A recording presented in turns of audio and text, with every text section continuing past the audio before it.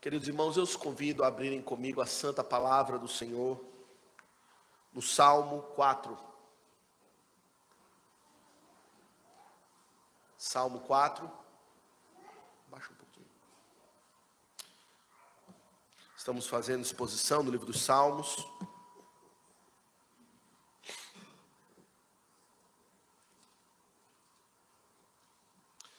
E hoje vamos considerar o Salmo 4.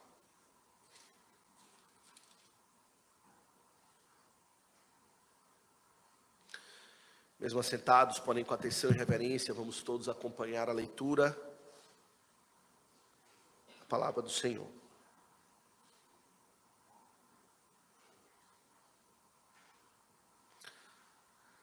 Salmo de Davi ao mestre de canto com instrumentos de cordas. Responde-me quando clamo, ó Deus da minha justiça. Na angústia me tens aliviado. Tem misericórdia de mim e ouve a minha oração. Ó homens, até quando tornareis a minha glória em vexame?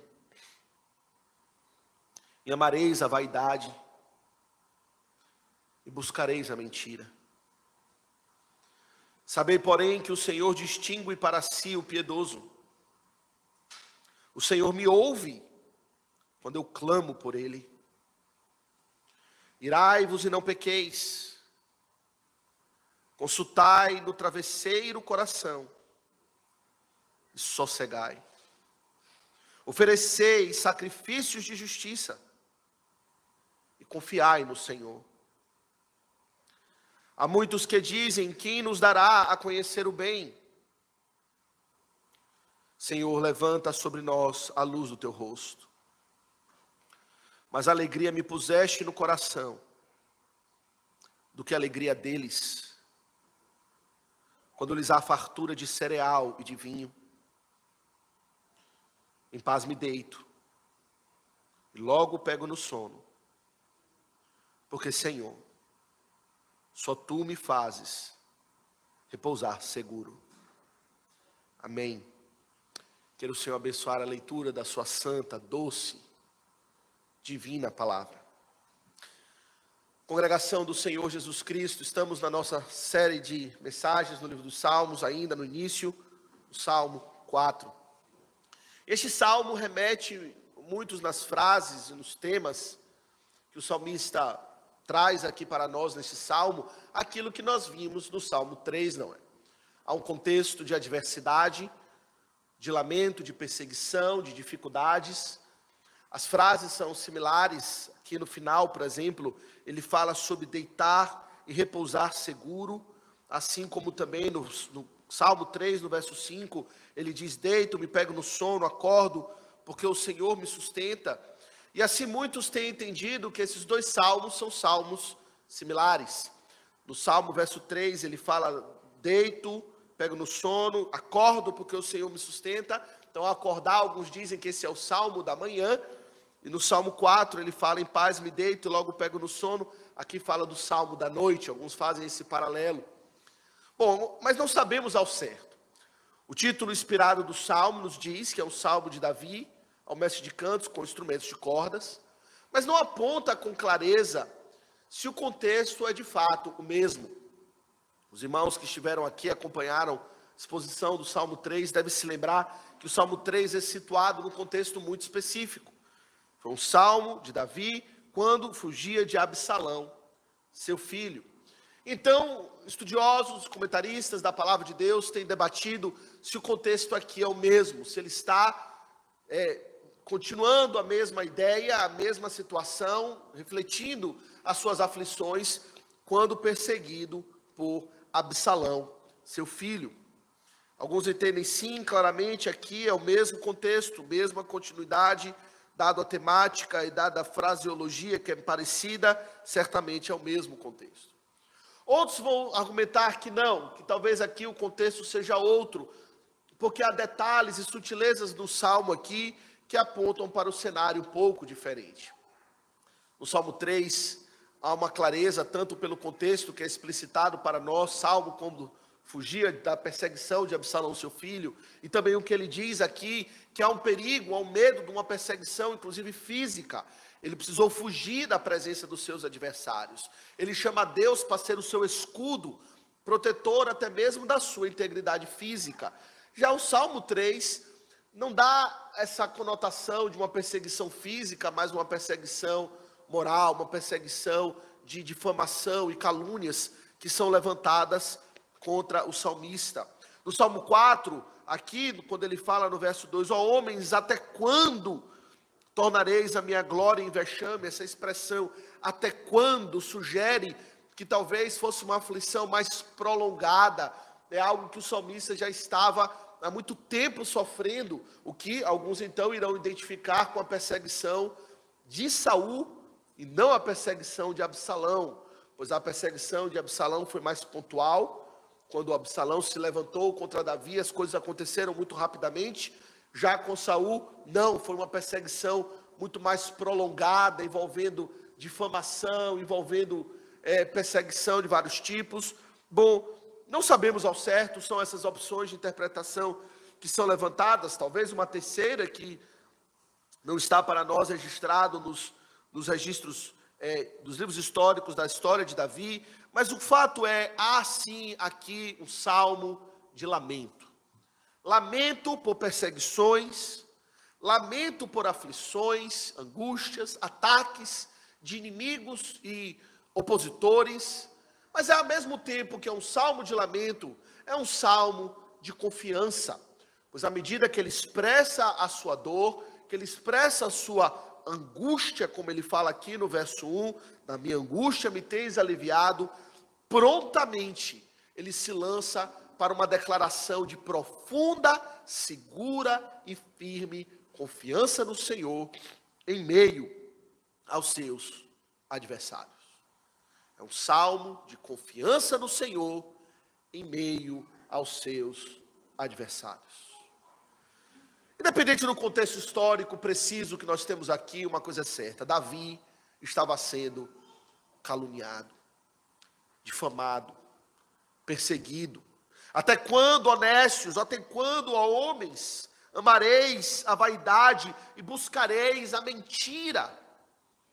Transformareis a minha glória em vexame.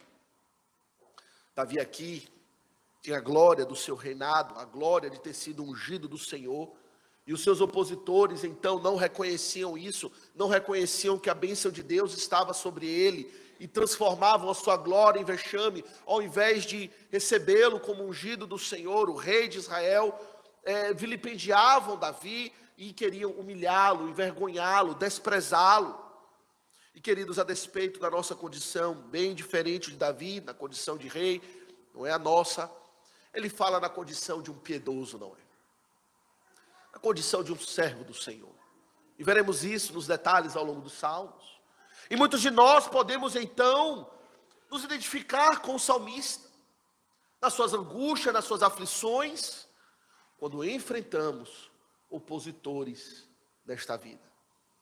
Todos nós já temos alguns quilômetros caminhando com o Senhor, temos experimentado isso.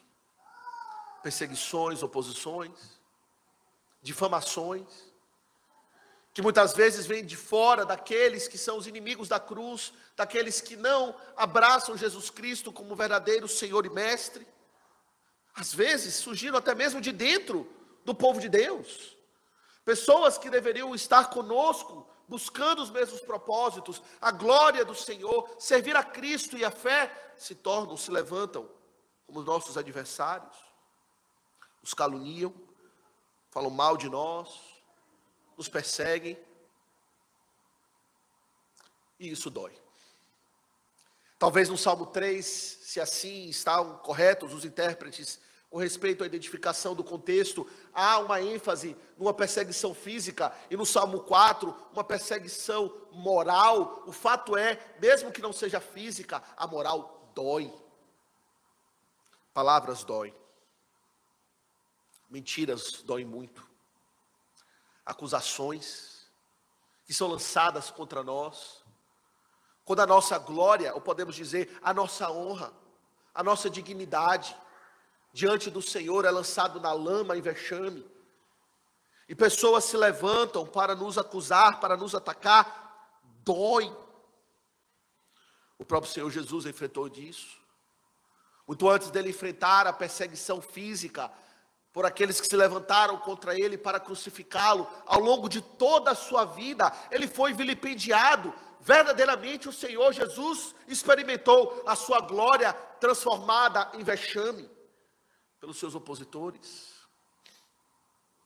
até mesmo os parentes do Senhor Jesus, sua própria mãe, Maria, em um determinado momento, junto com os irmãos de Cristo, quando ele estava a ensinar uma multidão, foram até ele para recolhê-lo, pois a acusação é que ele estava se portando como louco, e a sua família deu crédito a isso, zombando dele, sendo sarcástico com o Senhor Jesus Cristo, e eu digo, os seus próprios familiares, que depois se converteram graças a Deus, mas naquele tempo, se colocaram como pedra no caminho do Senhor.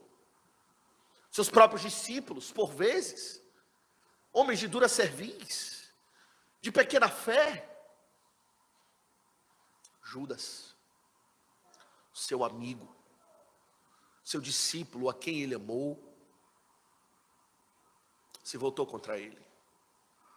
O seu povo, povo de Israel, povo da aliança, o crucificou, blasfemou contra ele mentiras, ele foi caluniado.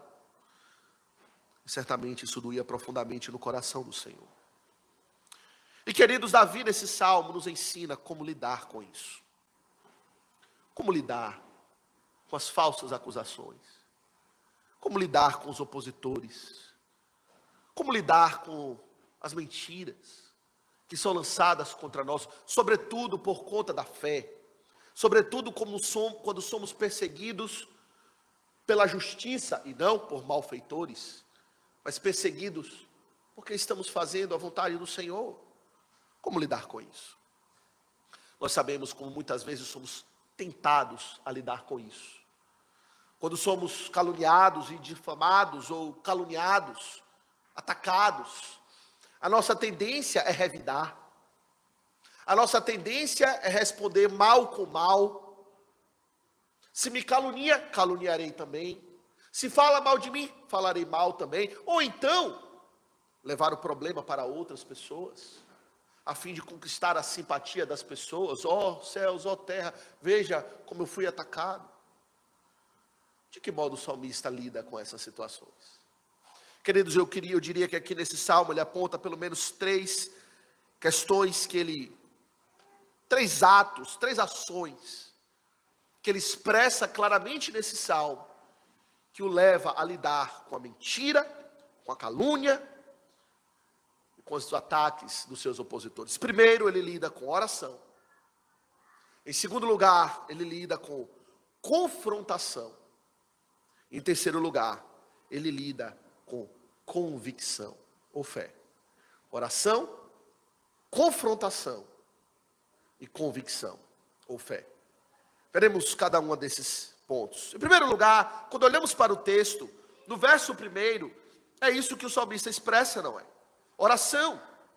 O primeiro a quem ele vai expressar a sua dor, abrir a sua boca para falar do seu problema, para suplicar uma ajuda, um socorro, não é o vizinho, não é um amigo, alguém que ele vai fofocar, alguém que ele vai se vitimizar, ou alguém que ele vai, então, trazer um revide com outras acusações. Não, o primeiro que ele recorre é a Deus. Responde-me quando clamo. Acompanhe no verso 1. Ó Deus, da minha justiça, na minha angústia, me tens aliviado, tem misericórdia de mim e ouve a minha oração. É a Deus, é ao Senhor, que em primeiro lugar, ele recorre, ele abre a sua voz, ele busca auxílio no Deus, de uma forma muito peculiar, aqui chamado o Deus da minha justiça. O comentarista tem indicado que essa não é uma expressão muito comum de se encontrar na Bíblia, mas aqui o salmista se refere a Deus dessa forma, o Deus da minha justiça. Em outras palavras, em ti, ó Deus, eu sei que eu tenho alguém que irá me defender, alguém que irá me socorrer. Tu és o Deus que irá me vindicar diante dos meus opositores, diante dos meus caluniadores. Ele não busca justiça com as suas próprias mãos. Ele reconhece que Deus é quem fará justiça a ele. Deus da minha justiça. É o Senhor que há de tratar da minha situação. E portanto eu clamo ao Senhor. Eu suplico ao Senhor e peço: Senhor, responde-me. Senhor, socorre-me. Senhor, atenta. Senhor, faz justiça. Ele coloca o seu fardo na presença do Senhor, não é?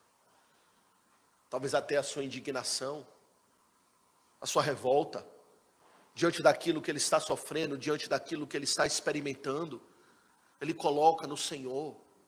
Senhor, faz tu justiça. Queridos, somos nas nossas aflições, nos nossos embates, compositores e aqueles que nos perseguem, somos tentados a responder com ira, a ira pecaminosa, responder com mal, mal pagando com mal. Mas o ensino da palavra, daquilo que lemos no Novo Testamento, é que a ira humana não produz a justiça de Deus. Pagar o mal com o mal não vai resolver nada, a justiça não será restabelecida. Se nos empenharmos em buscar vingança, se nos empenharmos em responder com ira àqueles que nos trataram mal, a ira humana não produz a justiça de Deus, mas Deus traz a justiça. E o salmista então, ele recorre ao Senhor: Senhor, restabelece, Senhor, cuida da minha reputação, cuida de mim, eu me coloco nas tuas mãos. E aqui talvez seja mais um indicativo de que não tratava da situação de Absalão, mas situação de Saul talvez. Porque na situação de Absalão, de certa forma, Davi, apesar de ter sido atacado de forma vil pelo seu próprio filho Absalão, ele tinha alguma culpa, nós vimos isso. Pois aquele ataque de Absalão contra ele veio com uma disciplina de Deus, quando ele pecou com Batseba e Urias lá atrás. Não havia muita justiça, não havia muita inocência da parte de Absalão por tudo que ele estava sofrendo. Mas no caso de Saul, Davi era inocente. O que Davi fez contra Saul, Davi não fez nada. Ele estava sendo atacado gratuitamente, e portanto ele clama ao Senhor: Deus da minha justiça, restabelece a minha inocência. O Senhor sabe que eu não tenho feito mal. Muitas vezes nós sofremos como malfeitores, como diz o Novo Testamento, e não devemos assim fazer. Mas quando sofremos injustamente, que é o caso de Davi com relação a Saul e talvez outros opositores, e que muitas vezes acontece conosco, podemos clamar a Deus: Senhor, faz justiça. Confiar que nos céus está o juiz supremo, o Rei dos reis, Senhor dos senhores, que há de tornar todas as coisas retas, que há de restabelecer a plena verdade, que há de dar a paga a cada um segundo as suas obras. Confiar em Deus, reto juiz, assim ele faz. Ele faz também confiança, veja ainda no verso 1, na sua oração, naquilo que ele tem experimentado na sua caminhada com Deus. Ele fala: na minha angústia me tens aliviado. É como ele dissesse: Senhor, na história da minha caminhada com o Senhor, nas minhas aflições passadas, na minha angústia, o Senhor tem me socorrido. Eu sei que o Senhor, em outras palavras, me socorrerá ainda mais uma vez. Quantas vezes o Senhor não nos tem socorrido? O Senhor tem um histórico de fidelidade para com o seu povo. À medida que nós vamos caminhando com o Senhor, tendo experiências com Deus, de oração, de perseguição, e vemos a boa mão do Senhor, fazendo justiça, guiando as coisas, restabelecendo a verdade, nós podemos olhar para trás e dizer: é verdade, nas minhas angústias o Senhor tem me aliviado. Reconhecer isso diante de Deus, em gratidão. E como um argumento até para o Senhor, pedir: Senhor, mais uma vez, tem misericórdia de mim, ouve a minha oração. Responde o meu clamor. Ele entrega nas mãos de Deus. Você tem feito isso? Esse é o seu primeiro impulso, meu primeiro impulso. Nas nossas aflições, nas perseguições, nas situações difíceis, clamar ao Senhor, pedir: Senhor, me alivia, ouve a minha oração, responde, ó Deus, faz justiça, Tu és justo. Você confia em Deus, confia na justiça divina. Davi, sua primeira reação é essa, é a oração. Mas ele também, queridos, e aqui talvez seja uma surpresa para nós, ele responde não apenas com oração, mas com confrontação. É isso que ele faz com os seus opositores no verso 2, não é? Ó homens, até quando tornareis a minha glória em vexame, e amareis a vaidade, e buscareis a mentira? Ele volta agora o seu discurso para os seus opositores, para os seus perseguidores, para os seus algozes.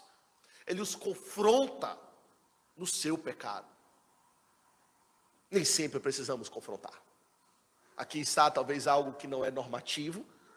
Às vezes podemos simplesmente nos calar, como muitas vezes o próprio Senhor Jesus o fez.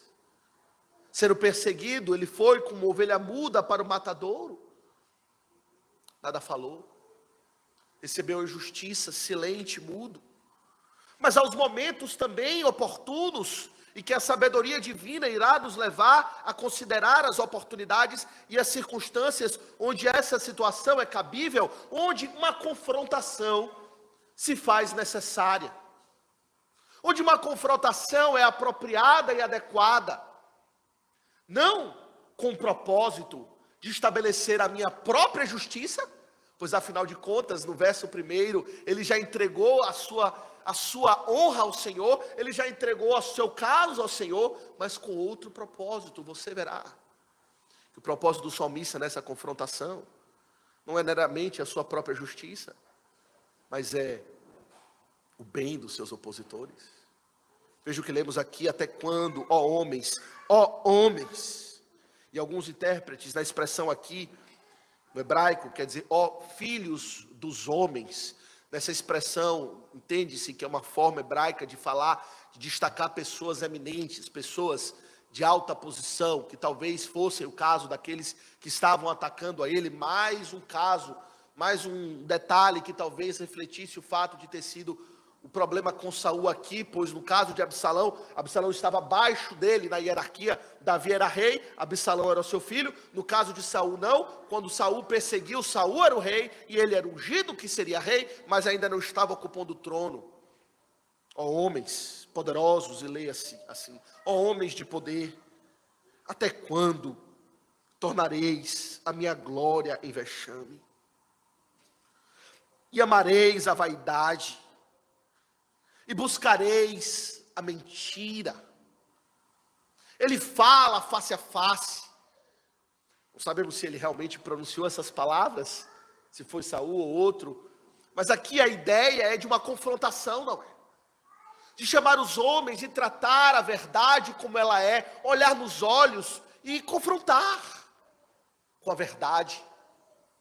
Homens mentirosos, homens que têm amado a vaidade, aquilo que é vão, aquilo que não é verdadeiro. As suas palavras não têm peso, as suas palavras não estão fundamentadas em fatos. Vocês estão em pecado, amando a vaidade. Até quando vocês, ó homens, meus perseguidores, meus algozes, irão trilhar esse caminho do pecado, da mentira? Assim Davi o fez. Se de fato o caso foi com Saul, muitas vezes Davi teve a oportunidade de conversar com Saul, não é? Eu fico pensando na ocasião em que Saul tentou perseguir Davi muitas vezes. Várias tentativas desde que ele surgiu, ciúmes contra Davi, de matá-lo. Em uma ocasião, onde Davi, ou melhor, Saul, diz o texto, ele entrou numa caverna para aliviar o ventre. Deixou a sua roupa, talvez na entrada da caverna. E os amigos de Davi, os seus soldados, fiéis a ele, disseram: vamos, agora é a oportunidade de matá-lo. Davi entra na caverna, ele tira um pedaço, sem que Saul notasse, um pedaço da sua roupa. E quando ele sai, ele mostra. Como querendo dizer, eu poderia me vingar.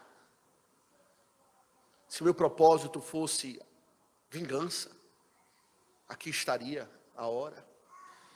É como se Davi naquele momento estivesse dizendo para Saul: até quando amareis a vaidade? Até quando buscareis a mentira? Eu não sou seu inimigo, Saul. Eu não quero o seu mal. Por que me persegues? Assim foi com o Senhor Jesus também, não foi? Quantas vezes ele confrontou os seus perseguidores? Algumas vezes ele se calou. Outras vezes ele duramente apontou o pecado deles. Quantas vezes o Senhor Jesus fez isso com os próprios fariseus, homens mentirosos, que se levantavam com inveja, se levantavam com ira e com ódio, para transformar a glória do Filho em vexame. E o Senhor Jesus os denunciou: raça de víboras. Quem vos induziu, no caso João Batista falou isso, a fugir da ira vindoura? E o Senhor Jesus também repetiu essas palavras para os fariseus, denunciando o pecado deles. O Senhor Jesus disse: vocês fazem a vontade do vosso pai, Satanás, o mentiroso. O Senhor Jesus fez isso. E há momentos, queridos, onde isso é necessário se fazer, ser feito. É necessário tomar uma posição. Não nos envergonharmos, não recolhermos necessariamente. O papel cristão, muitas vezes pensamos, é de simplesmente calar-se, ficar calado e nunca falar nada, e não confrontar os homens nos seus pecados. Sim, como falei, há momento para isso, mas muitas vezes é preciso sim, tomar uma posição pela verdade, tomar uma posição pelo aquilo que é justo, aquilo que é reto. Confrontar os homens. E é isso que ele faz. Vocês estão pecando. E é interessante os argumentos que ele usa aqui. Veja no verso 3, o primeiro deles é um argumento com respeito à eleição.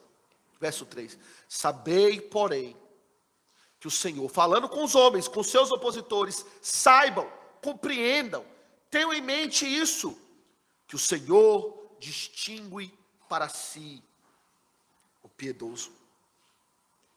O Senhor separou para si aqueles a quem Ele ama. A expressão o piedoso aqui poderia ser traduzido também pelos amados do Senhor. Por aqueles que estão em aliança com Deus, entraram em aliança com o Senhor, uma aliança de graça, uma aliança que tem com base o amor eletivo de Deus.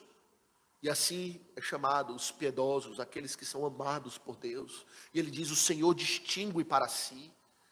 O Senhor me separou. No caso de Davi, ele foi o escolhido.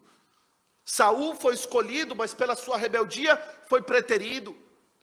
Davi foi o escolhido do Senhor. E Davi não se envergonha disso. Davi não se envergonha de dizer: eu estou do lado do Senhor, ou melhor, Deus está do meu lado. É isso que ele diz. Quando ele diz Deus distingue para si o piedoso, ele está dizendo: Deus me pegou, me colocou do lado dele. Eu estou do lado da verdade. Deus está do meu lado. Eu tenho a ciência, a convicção e a certeza da limpeza, da pureza de coração, como falamos pela manhã, da sinceridade, da minha relação com Deus, firme, segura, estável. O Senhor me guia, o Senhor está à minha direita. Eu não tenho vergonha disso. Eu tenho esta convicção. Muitas vezes hoje em dia nós somos muito influenciados, não é, pelo relativismo, onde cada um tem a sua verdade. E todo esse discurso de respeito distorcido do que o respeito é devido a todo homem, segundo a imagem e semelhança do Senhor, que o respeito quer dizer aceite a verdade de cada um. E nos tornamos reticentes em nos associar firmemente como estando do lado do Senhor. E nos colocar e reconhecer que a graça de Deus está sobre nós. A acusação vai ser: você se acha melhor do que os demais? E não queremos ouvir isso. E portanto nada falamos. Mas nos recolhemos numa certa covardia, numa certa timidez. E não nos colocamos com esta convicção, essa certeza do que o salmista tem aqui. Deus me distinguiu para si, Deus me escolheu. Por isso eu estou no caminho do Senhor. Não fazemos isso por soberba, e nem devemos fazer isso, é tudo pela graça. Quando o Senhor escolheu Davi, Ele escolheu o menor da sua casa. Ele era o menorzinho, mais fraquinho. Ninguém imaginava que na casa de Jessé, Davi seria o escolhido. E dentre nós, o Senhor diz, Ele escolheu as coisas loucas deste mundo, os miseráveis, nos becos e valados, os aleijados, os piores. Ser escolhido por Deus não quer dizer glória própria, ao contrário, é querer dizer, reconhecer, eu sou o pior, porque Deus escolhe o pior, mas ao mesmo tempo é reconhecer com grande convicção e alegria, a graça de Deus está comigo. Eu sei que eu estou na verdade. O salmista fala isso. E mais, e aqui talvez uma certa, não diria a palavra ameaça, uma certa advertência para os seus inimigos. Veja no final do verso 3. Saber, porém, que o Senhor distingue para si o piedoso, o Senhor me ouve quando eu clamo por Ele.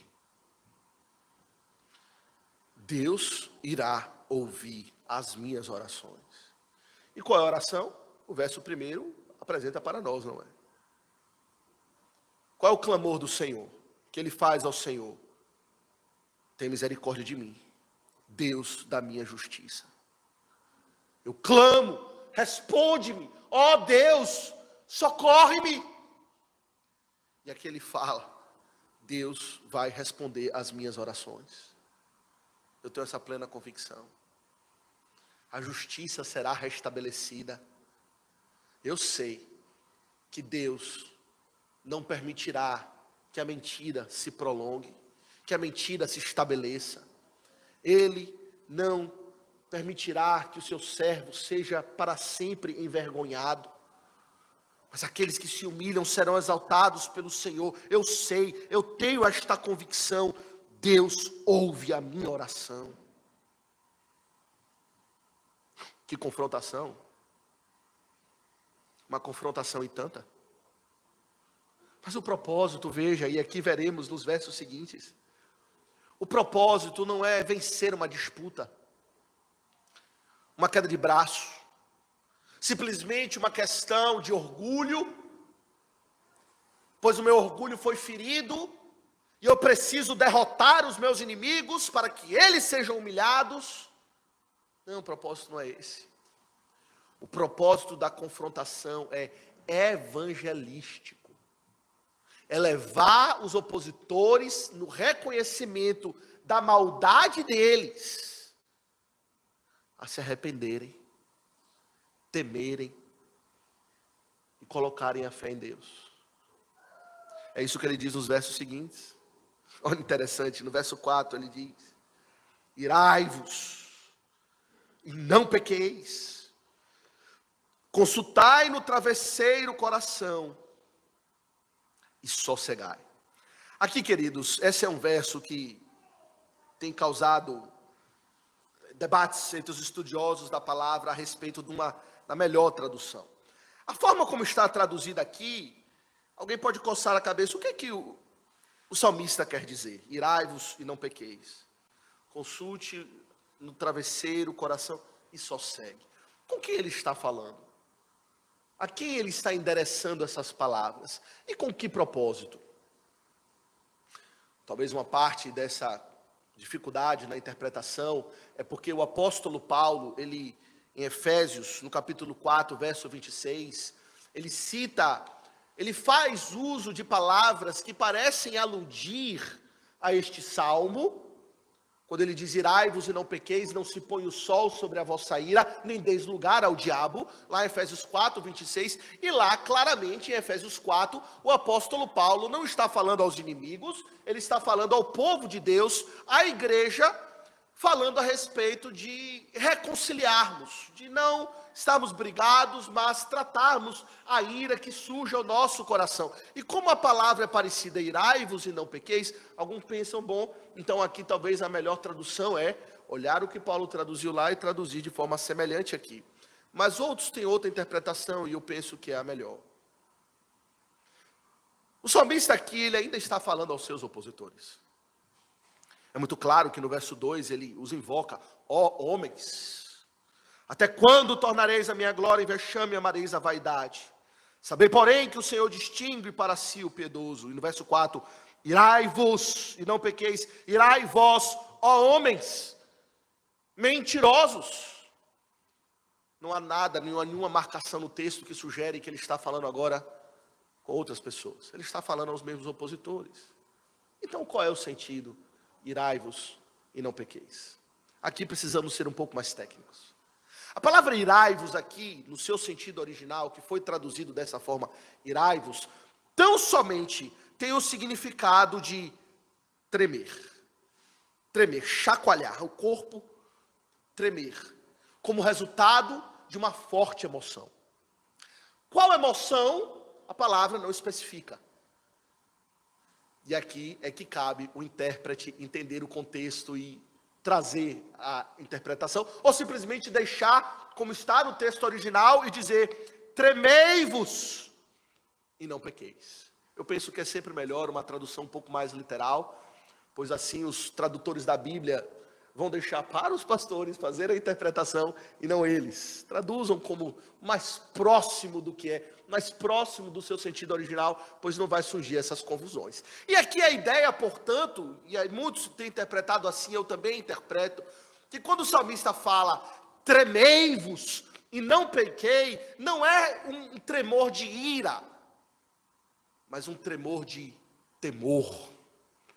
Tremei diante de Deus, tremei por conta daquilo tudo que eu já falei, que vocês têm pecado contra o Senhor, que o Senhor distingue para si o piedoso, que Ele ouve o meu clamor. Temei a Deus e cessem o pecado. Irai-vos e não pequeis, tremei-vos, tenha temor a Deus.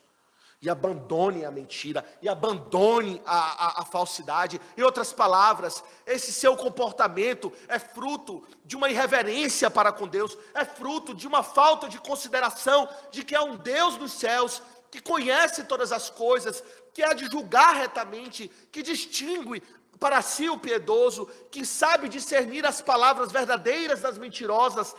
Trema, Deus está no céu. Ele conhece as suas palavras, a veracidade delas ou não. E cessem o pecado. Abandone esta vida de mentira, de acusação. Pois há um Deus nos céus. E mais, que é interessante, consultai no travesseiro o coração e sossegai. E também o sossegai aqui é uma tradução interpretativa. O sossegai é cale-se. Literalmente, esteja em silêncio. Consultar no travesseiro o coração é sonde a sua própria consciência no silêncio da noite, ao dormir, ao deitar na sua cama, pondere sobre as suas ações. Isso em silêncio. E verás, em outras palavras, que aquilo que eu estou falando tem peso e essa é a verdade. Sonde a sua própria consciência. Eu não gosto muito da tradução da Nova Linguagem de hoje, É uma tradução um pouco interpretativa também, mas eu penso que aqui nos ajuda a compreender o sentido. A nova tradução da linguagem de hoje, no Salmo 4, verso 4, eles traduzem da seguinte maneira: tremam de medo e parem de pecar, sozinhos e quietos nos seus quartos, examinem a sua própria consciência. É esse o sentido aqui. Tenham temor a Deus. Abandonem o pecado. À noite, pondere. Sonde a sua consciência. Sozinhos e calados.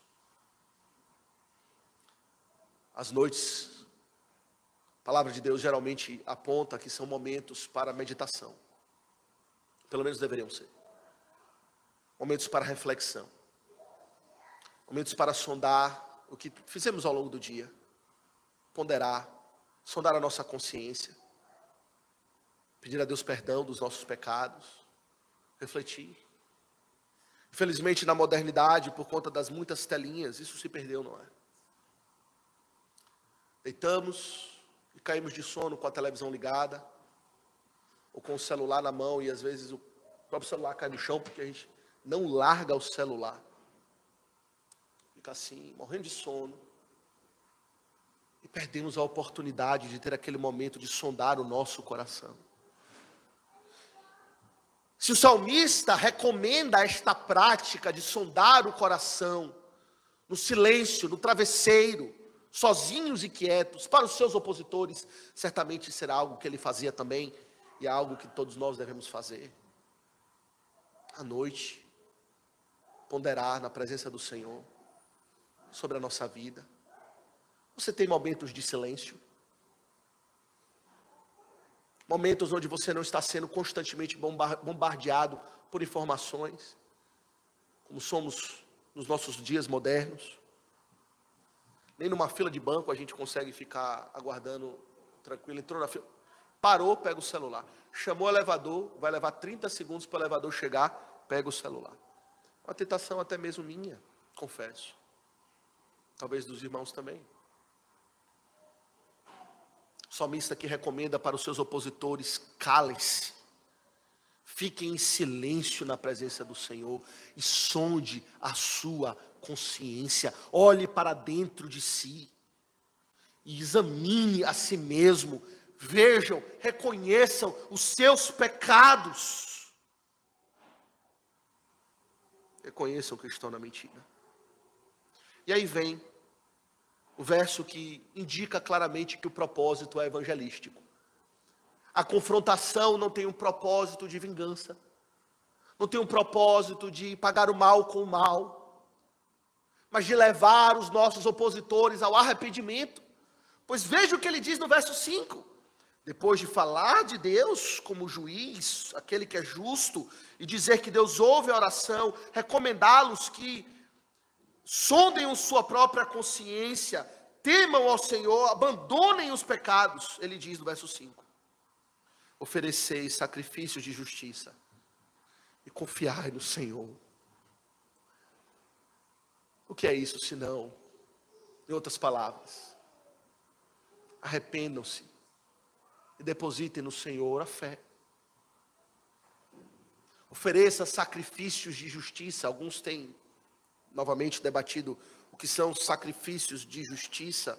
São sacrifícios corretos? Será que eles eram aqui adoradores de falsos deuses? Sacrificavam a falsos deuses?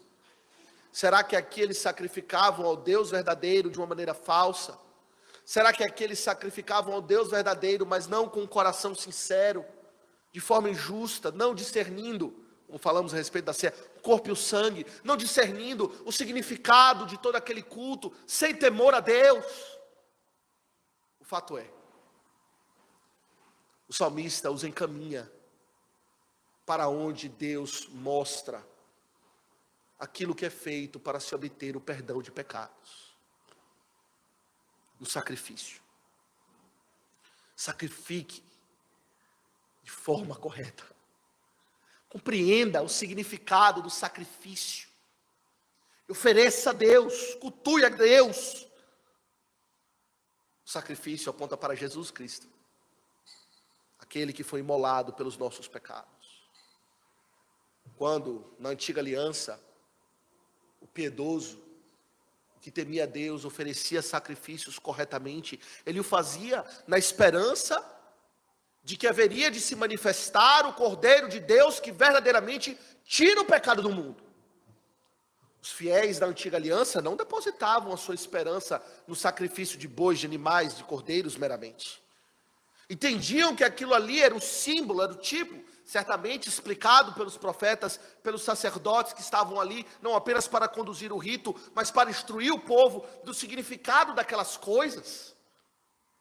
Como o próprio João Batista apontou para Jesus quando ele se manifestou: eis o Cordeiro de Deus que tira o pecado do mundo. Eles compreendiam que o sacrifício era o sacrifício pelos meus pecados, que o Messias que viria, aquele servo sofredor, que Isaías 53 aponta, que foi moído pelas minhas transgressões, ele há de me dar o perdão.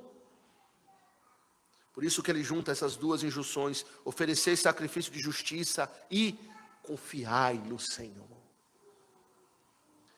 Em outras palavras, tenha fé, coloque a esperança em Jesus, no Senhor, no Messias, no Deus que nos perdoa os pecados. Esse seu pecado cometido, Deus pode perdoar. Um propósito evangelístico, não é? Você percebe aqui? É uma confrontação com propósito evangelístico. É claro que nem sempre iremos ser tão contundentes assim contra todos aqueles que pecaram contra nós ou levantaram alguma calúnia. Mas eu fico pensando em especial naqueles que o Salmo 1 chama de os escarnecedores, que não são apenas aqueles que rejeitam a Jesus, rejeitam o Senhor, mas que se levantam com violência, com opulência, com empáfia, com arrogância, contra o Senhor e contra o seu ungido, os inimigos declarados da cruz de Cristo. Esses devem ouvir essas verdades. Eu tenho na minha experiência de vida, essa igreja tem, nessa experiência de vida da nossa igreja, pessoas que se levantaram assim, escarnecedores que se levantaram para destruir a igreja do Senhor. Um desses, no passado, chegou a dizer: por mim, a igreja fecha as portas. No meio dos seus ataques contra o Senhor, precisa ser confrontado. E foi. Que há casos dos escarnecedores que devem ouvir a confrontação, mas o propósito não é a vingança. O propósito é que o Senhor os alcance, devem ser exortados à esperança enquanto é tempo. Abandone seus ataques contra o Senhor. Ele nos exortou no Salmo 2, não é que é tudo fútil. Aqueles que se levantam contra o Senhor e contra o seu ungido, dizendo: rompamos os seus laços, sacudamos de nós as suas algemas. O que aqui estão fazendo com Davi, tipificando Cristo, o Salmo 2 diz: isso é inútil, porque lá dos céus o Senhor se ri dos seus opositores. E lá no Salmo 2 o Senhor mesmo adverte, não é? Príncipes da terra, sede prudentes, deixai-vos advertir, ó juízes da terra, servi a Deus, ao Senhor com temor, alegrai-vos nele com tremor, beijai o filho, para que não se irrite, não pereçais no caminho. E é isso que Davi está fazendo aqui, não é? É isso que Davi está dizendo aqui aos seus opositores, nas suas palavras, usadas no Salmo 4, mas usando o Salmo 2, poderemos dizer: beije o filho, honre-o, coloque nele a sua esperança, abandone os seus pecados, servi a Deus com temor, tremei e abandone o pecado. Uma confrontação, em que em alguns casos é adequado. Fico pensando nos grandes homens da terra, homens poderosos, presidentes de nações, ditadores talvez, que se levantam contra o cristianismo, perseguindo igrejas, perseguindo o povo de Deus, proibindo a fé. Esses homens devem tremer diante do Senhor, serem confrontados.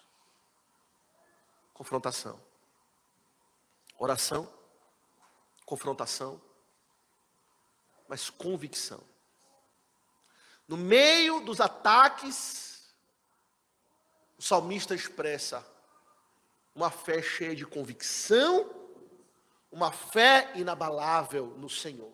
É isso que temos no final, a partir do verso 6 em diante. Veja o que ele diz agora aqui. Ele não está mais falando com os inimigos, porque agora, veja, ele vai refletir aquilo que outros dizem, e ele vai falar ao Senhor: Senhor, levanta sobre nós o teu rosto. Então realmente há aqui uma quebra. Na sessão anterior não é mais um discurso aos inimigos, agora ele está refletindo aquilo que ele ouve de outros. E o que é que ele ouve de outros? Há muitos que dizem: quem nos dará a conhecer o bem?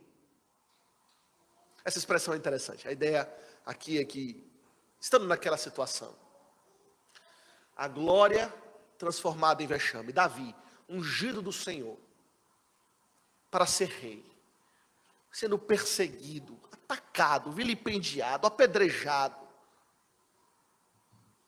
Talvez os que estavam ao seu redor, soldados de Davi, os seus valentes, Davi era acompanhado dos seus valentes, aqueles que estavam ali, os leais de Davi. Talvez fossem esses que dissessem para Davi: há muitos que dizem: quem nos dará a conhecer o bem? Em outras palavras, Davi, quando vamos ver alguma coisa boa acontecer finalmente? Tudo que parece que vemos são más notícias. Problema atrás de problema. Não há alívio, não há nada de uma boa notícia, não chega. Quem nos dará a conhecer o bem? Será que alguém vai nos mostrar algo bom em algum momento? Ou será que a nossa vida será sempre assim? Marcada por dificuldades. São os pessimistas. Os pessimistas. Os que olham a situação pela ótica carnal. Olham as dificuldades pela perspectiva meramente humana. E como é que Davi responde a isso? Ele responde com convicção, olhando as coisas pela perspectiva da fé. E veja o que ele diz: Senhor, primeiro uma outra oração: Senhor, levanta sobre nós a luz do teu rosto, nos abençoa, concede-nos o teu favor. Ele busca o bem do Senhor. Não é à toa que lemos no Novo Testamento que toda boa dádiva, todo dom perfeito procede do Pai das luzes, de onde não há variação ou sombra de mudança. Não, Senhor, concede-nos o teu favor. É o Senhor que nos abençoará. Mais uma vez ele ora ao Senhor, e então vem esta declaração de fé, de intensa convicção, mesmo em meio a uma situação onde os próprios amigos questionam: será que há algo bom nesta circunstância? O que é que ele responde? Verso 7. Falando a Deus, com convicção: mais alegria me puseste no coração do que a alegria deles, quando lhes há fartura de cereal e de vinho. Eu posso estar sendo perseguido, eu posso estar me escondendo em cavernas, sendo atacado, eles habitando em palácios, banquetes, cereais, vinhos, abundância, fartura, deleites. Mas quer saber? Eu sou feliz e eles não. Eu tenho uma alegria que o Senhor me deu, infinitamente superior à alegria daqueles que habitam nos palácios, daqueles que usufruem os banquetes. Os meus adversários, me atacam, e aparentemente eles estão muito melhores do que eu, usufruindo de fartura, e eu fugindo, escondido. Mas eu sei, e eu não olho as coisas pelo olho carnal, mas pelo olhar de fé, pelo olhar espiritual, que o Senhor colocou no meu coração, mais alegria do que a alegria deles. Que convicção de fé, não é? Que olhar espiritual para as circunstâncias. Não olhar carnal, mas o olhar espiritual. Que alegria é essa? Que alegria é essa que pode surgir com mais intensidade nas circunstâncias difíceis da vida, em comparação com aqueles que são abastados? Nós temos por felizes aqueles que têm dinheiro no bolso, saúde, férias longas, coisas do tipo, aqueles que curtem a vida. Reputamos esses pelos felizes, mas não é assim. A alegria não está nisso. A verdadeira alegria é a alegria que Deus dá. E Deus não dá alegria nessas coisas. A alegria que Deus dá é a alegria das promessas de Deus. É a alegria da salvação.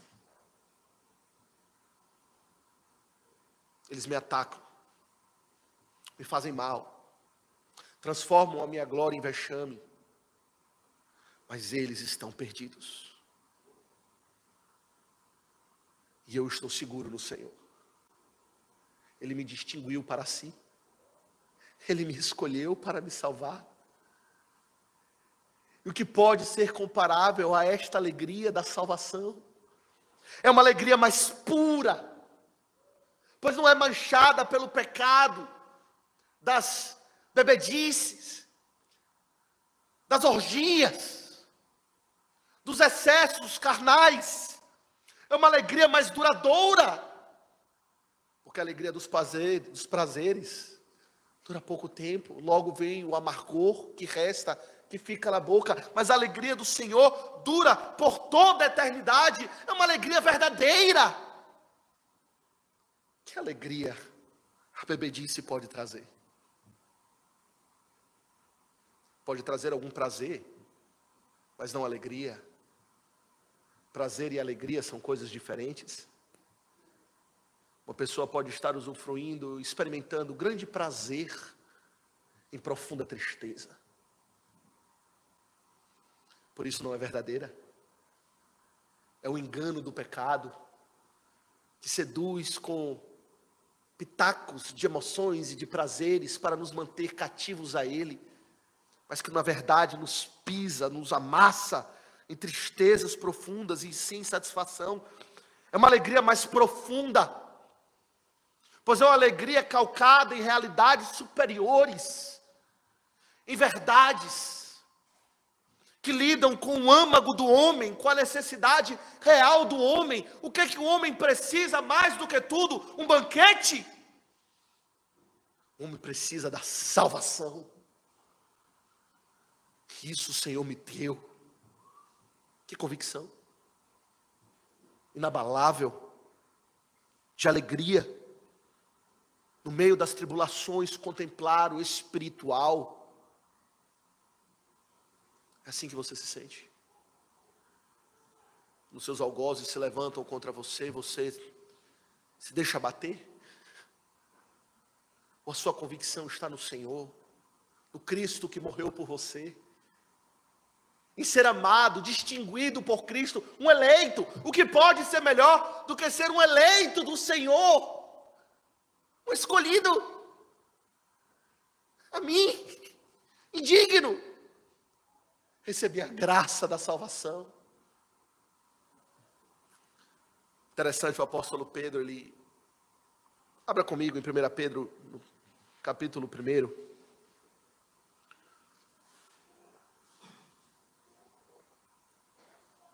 Ele reflete justamente sobre essa realidade do crente de experimentar alegria em meio às tribulações. Ele diz o seguinte, deixa eu ler essa passagem um pouco longa. 1 Pedro, capítulo 1, a partir do verso 3 até o verso 9, ele diz o seguinte, 1 Pedro 1:3, bendito o Deus e Pai de nosso Senhor Jesus Cristo, que segundo a sua muita misericórdia nos regenerou para uma viva esperança, mediante a ressurreição de Jesus Cristo dentre os mortos, para uma herança incorruptível, sem mácula, inacessível, reservada nos céus, para vós outros, que sois guardados pelo poder de Deus, mediante a fé, para a salvação preparada para revelar-se no último tempo. E olha o que ele diz no verso 6.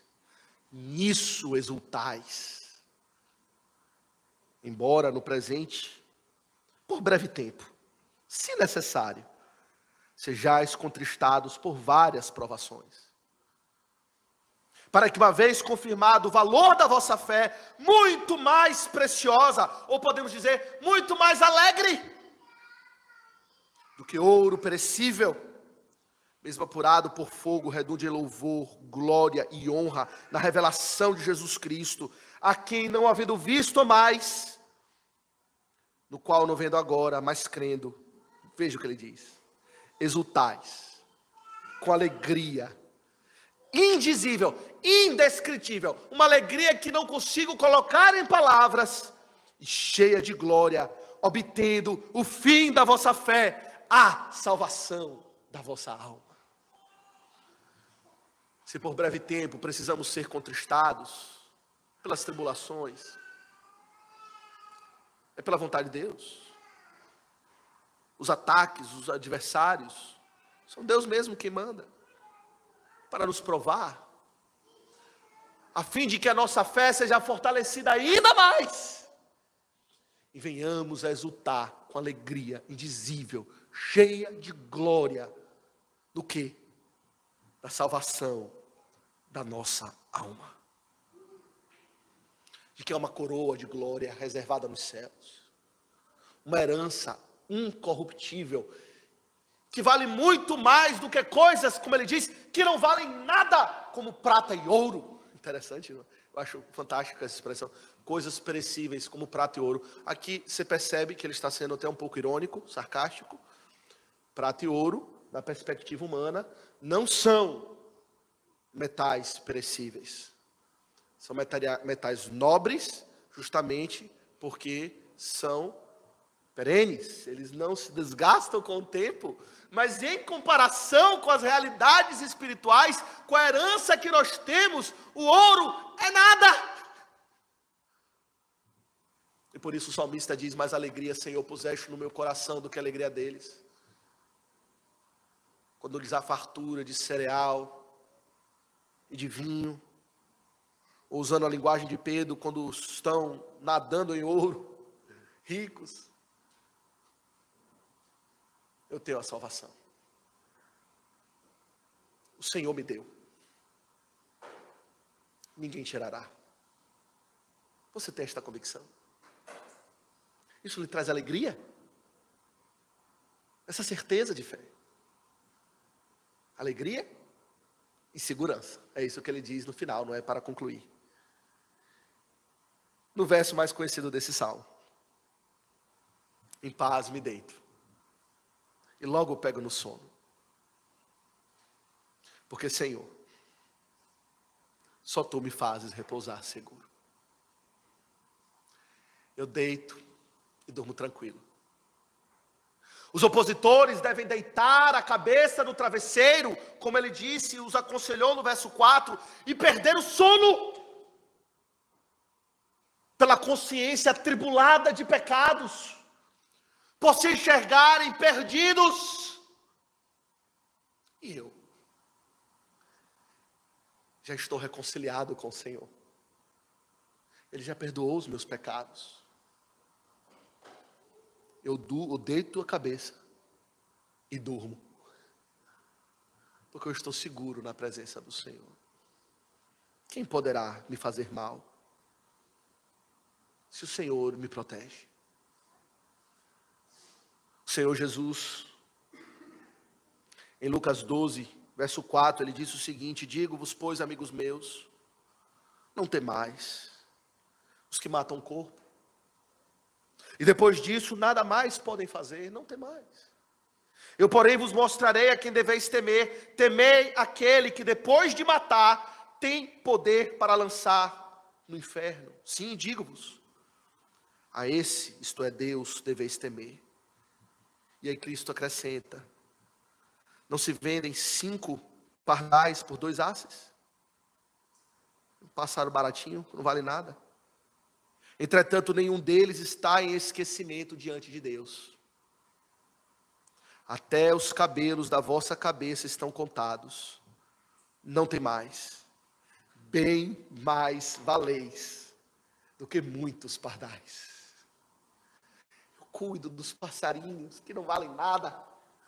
Eu cuido dos cabelos da sua cabeça que vai ficar careca. Eu cuido. Vocês valem muito mais do que isso.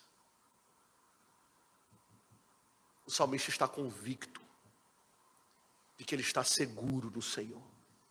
Mesmo em meio aos ataques, mesmo em meio às calúnias, mesmo em meio às difamações, a sua fé está no Deus da promessa.